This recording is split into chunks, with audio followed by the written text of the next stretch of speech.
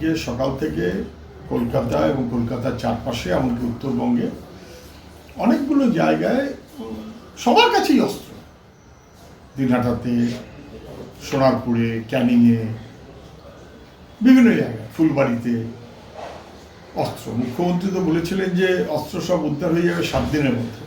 কোথায় অস্ত্র উদ্ধার হলো? অস্ত্র যেগুলো উদ্ধার হয়েছিল মুখ্যমন্ত্রীর নির্দেশে, সেগুলো কি আবার দুষ্কৃতীদের হাতে ফিরে এসছে নাকি? এতগুলো অস্ত্র কোথা থেকে পাওয়া যাচ্ছে? ফলে কার্যত পশ্চিমবাংলায় রক্ষক নিজেই ভক্ষক, তার মতন করে ব্যবস্থা। এই এখন একটু বাজার গরম হয়েছে, ওই গুলশান কলোনি নিয়ে 108 তৃণমূলের মধ্যে পারস্পরিক, আর তার ঠিক দুদিন আগে তৃণমূলের ভাটপাড়ার নেতা খুন হয়ে গেল, দুইয়ের মাঝখানে আবার মুকুন্দপুরে ডাকাতি হয়ে গেল ব্যাংকে নাকি সোনার দোকানে।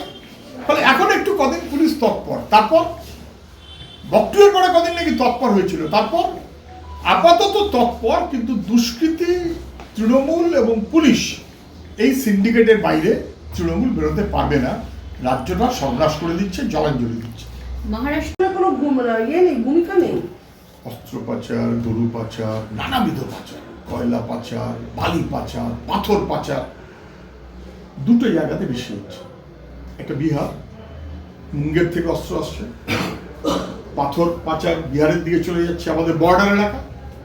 আর একটা বাংলাদেশ, কারণ পশ্চিমবাংলার সঙ্গে মূল বর্ডারটা এই দুটো জায়গার, এর বাইরে আরো কিছু কিছু আছে, উড়িষ্যা ইত্যাদি ইত্যাদি মুখ্যত। কিন্তু বাংলাদেশের সঙ্গে আমাদের বর্ডারটা অনেক বড়। ফলে বাংলাদেশের সঙ্গে এই পাচারের কারবার, এটা যে চলছে না কথাটা বলা যাবে না, কিন্তু বিএসএফ কি করছে এই প্রশ্নটা থেকে যাবে।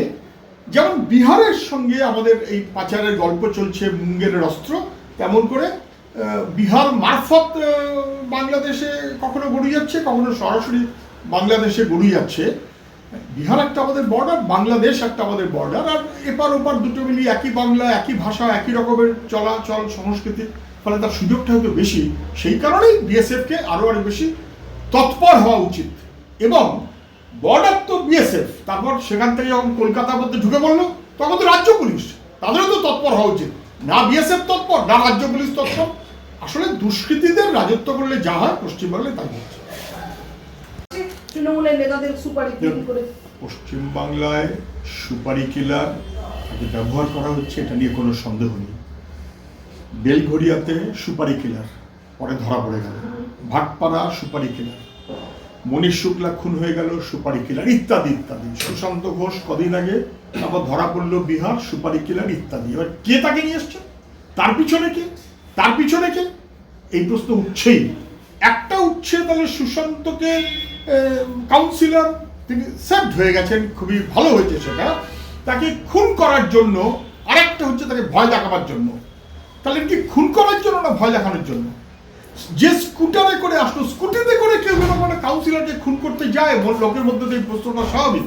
আচ্ছা, বিহার থেকে নিয়ে আসলো, এমন একটা চালালো যেটা লক করে গেল, এটা কি রকম হয়? এটা খুব অস্বাভাবিক বলেই তো মনে হচ্ছে।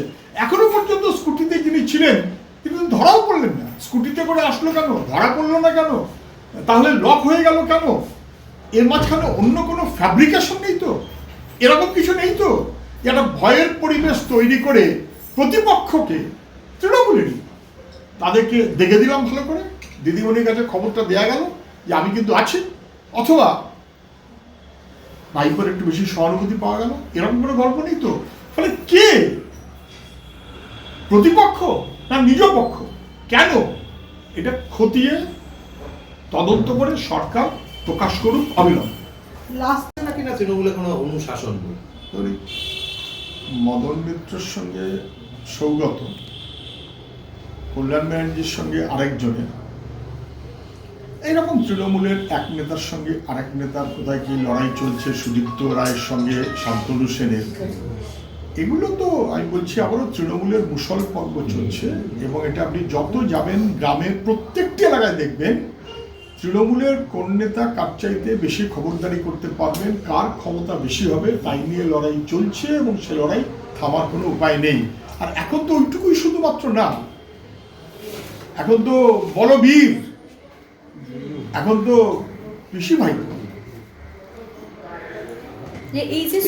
বাংলা খবর, আপনার রাজনীতি, আপনার আওয়াজ।